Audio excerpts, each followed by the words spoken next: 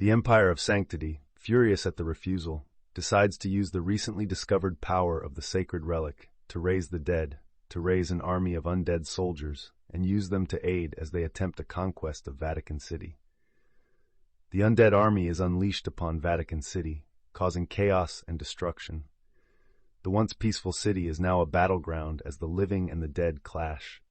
The Pope, horrified by the events unfolding before him, orders his clerics to perform exorcisms on the undead soldiers.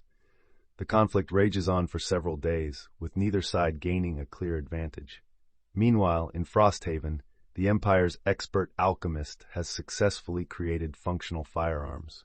These weapons are far more advanced than the crude hand cannons of Sanctity and can be reloaded multiple times. Hearing of the events in Vatican City, Frosthaven decides to intervene and sends their seafarers to aid the Vatican in repelling the invaders. The undead army, now under the control of the alchemist from Sanctity, begins to show signs of intelligence and adaptability. They no longer mindlessly attack. Instead, they form ranks and coordinate their efforts under the command of the necromancer. The battle for Vatican City becomes even more brutal as the living and the dead engage in a savage struggle for control. The Frosthaven fleet arrives at the shores of Italy, led by their skilled seafarers. They disembark their soldiers, who swiftly march toward Vatican City to aid the Pope's forces. Upon arrival, they find themselves caught in the midst of a horrific battle between the undead and the defenders of the Vatican.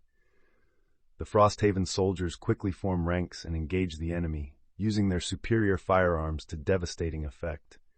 The undead army, now under the control of the necromancer from Sanctity, begins to retreat toward the safety of the Vatican walls. However, they are pursued relentlessly by the Frosthaven forces.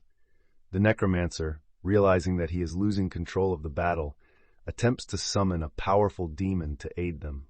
A massive infernal creature materializes in the sky, breathing fire and destruction upon the Frosthaven soldiers. The Frosthaven forces, despite the fearsome appearance of the demon, remain steadfast.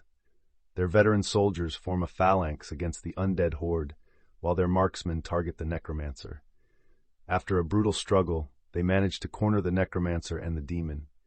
The Frosthaven forces close in, surrounding the necromancer and the demon. The air is thick with the stench of smoke and the screams of the dying. The necromancer, realizing that his fate is sealed, desperately attempts to summon more undead soldiers. However, the combined efforts of the Pope's clerics and the Frosthaven forces are too much for him to overcome. The demon, enraged by the failure of its servant, unleashes a torrent of hellfire upon the Frosthaven soldiers. The flames engulf the area, burning soldiers and undead alike. In the midst of the chaos, a lone figure emerges from the smoke and fire. It is the Emperor of Frosthaven, who has come personally to ensure the victory of his forces. His presence galvanizes the soldiers, and they renew their efforts with renewed vigor. The demon, distracted by the Emperor's arrival, is struck down by a volley of arrows fired by the Frosthaven marksmen. With its death, the tide of the battle turns decisively in favor of the Frosthaven forces.